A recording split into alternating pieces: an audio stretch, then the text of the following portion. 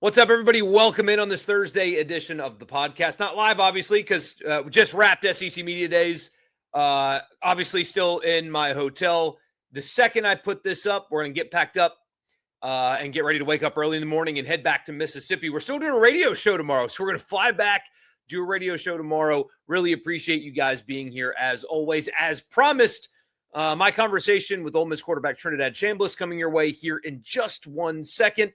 And I'm glad you're here. Don't forget to subscribe wherever you get your podcast. Just search Rebel Report right here on YouTube. Like, comment, and subscribe as well. And these are special editions. They're extra. So very quickly, Scruggs Farm Lawn and Garden in Saltillo, Mississippi. Check them out. 0% on all of your John Deere tractors and lawnmowers. Tell them that it was me that sent you. Logan Smith Shelter Insurance, 601 823-3500. Auto, home, life, or insurance for your business. Priority One Bank. Bank with me. They make you their priority every day at Priority One Bank, and also Advantage Business Systems for all of your Mississippi office technology needs.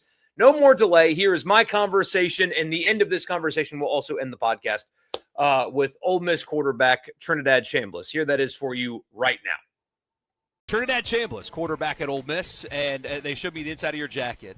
You know, we're in an ocean area, and you're on island time right now. Got to. Shout out to Fitch and Kelly, who got me right. You guys can see that. It's look at that island time, island theme, Caribbean. Look at that, zooming in on it and everything. Do you listen to that song ever? Like when you're driving, do you ever listen to the Island Time song? That's another question that they were asking too. That was like, I was like, no, but no, I don't. I don't listen to that often. I mean, sometimes people play that, but no, I don't play that a lot. You've had one of the more interesting off seasons that any quarterback has had, with the drama at the end of last season. What, you're on the airplane on the way home when you hear from the NCAA, so then you have to deal with that. Are you excited to just be a football player again? Yes, I am. And the off season was stressful at first, not knowing if I'll be an Ole Miss Rebel again, or I'll be preparing for the NFL draft. Was definitely a stressful time.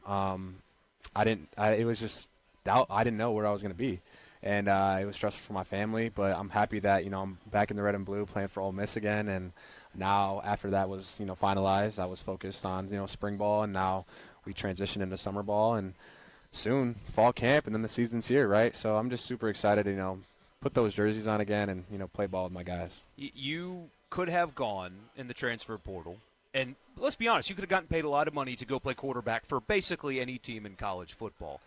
Why did you choose to stay at Ole Miss? Well, me and my family, our beliefs is we're very loyal to people who treat us right, and we value relationships. And I mean, for the amount of money that people were throwing, or I guess experiences that people were talking about, I mean, for me to do that, to me to throw away all those relationships and the memories that I had, and I guess the legacy that I've kind of already built here at Ole Miss, just throw it away, like, why are we doing that? Like, why would I do that? Like, that's not something that I would want to do. That's not something my family would want me to do. And honestly, there was no second thought or anything. Like, I wanted to be at Ole Miss.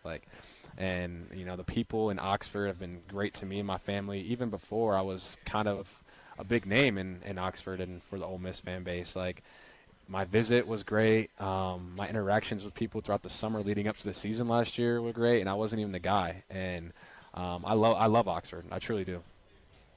Pete Golding, your new head coach, how much, I say new, but you've been around him for a while now. How has your relationship blossomed since he got the job? It's blossomed a lot. Last year he was our DC, so I wouldn't see him as much just because I'm on the offensive side. But whenever I talk to him or run into him, it was, great time, great conversation. And now that he's the head coach, he's more involved with, I guess not more involved, but he's walking around, seeing how the offense is, and kind of more involved with that a little bit. So yeah, it's been good. And then just facing his defenses and just talking football with him, I'm learning so much because he's a defensive mastermind. I'm on the offensive side of the ball, so I'm reading defenses. I'm trying to, pick apart defenses, and it's only helping me out on, just seeing that defense day in and day out. It's like iron sharpens iron. It's always a chess match whenever we're facing, Luke and Keaton, Will, Cam Franklin, Perk, all those guys that are great athletes. And it's been great. And, PG's done a great job, leading us. John David Baker, your new offensive coordinator. Let's start relationship-based first. He joins you guys during the playoff run. What is your maybe off-the-field relationship like with your new offensive coordinator? Yeah, JDB's a great guy. He's a great coach as well. Super down to earth. He's played quarterback before, so he knows like what's at stake. He knows the pressure and what is on my shoulders, and we both understand that, and it's cool to have a coach that can relate to you, and I love that. And outside of football, he's easygoing, cool guy, loves the golf. He's elite at golf too. Same with PG. But yeah, really cool guys, man, and I'm glad that we have a really solid coaching staff.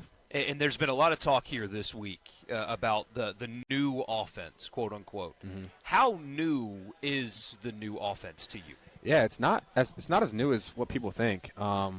PG, his main focus and his biggest priority was having stability within the scheme and within our offensive system. And JDB was at Ole Miss before he was at ECU. He transitioned to go to ECU. He brought Ole Miss offense and the offense that we were currently using to ECU, and then now he's back at Ole Miss. So, I mean, it's ideally the same offense, but newer terminology, and we're going to probably try some things out along the way as well. So. New crop of wide receivers, sort of. You have returners, Deuce Alexander being the most high-profile returner, but we already know what he's capable of in an Ole Miss uniform. So what about the other guys who have stood out in spring that have either come in or somebody like maybe a Caleb Cunningham who has been in the program? Yeah, there's a lot of guys on our roster, and especially in our receiver room, that can make some noise and are capable of being a guy. And I mean, we have Deuce, Caleb Odom is a flexible, like hybrid tight end that is really athletic and can really go up and catch the ball and at a high level. And then also we got Jonte Cook at slot. We got Horatio Fields, who's going to raise some eyebrows throughout the whole SEC and in the nation too. He's like a solid guy. He kind of reminds me of Devontae Adams, just a solid guy, big target. But yeah, we got a lot of dudes. I can go on and on, but I don't want to take up too much time. People say, it's his team now. Talking about you. You're the quarterback. It's your team. What is that responsibility like now that you are spending the whole offseason as the guy? Yeah, it's a little bit different than how it was last year. I wouldn't say it's my team. It's our team. These are the guys that I'm, working day in and day out, working out with day in and day out. They're putting in just as much time and effort as me, and I appreciate that. As a leader, I feel like how hard you go and what you display translates to how your team will respond. And, our guys have responded well. And I feel like, this offseason, those guys that, were not as much in the leadership role throughout the season, less like Deuce or, Keywan, throughout the year, our voices kind of got louder and our leadership, rose. But now, we're kind of going into the year as like guys that could be, leaders and looked at as leaders, and they know what it takes. They know what it takes to get to a college football national semifinal game.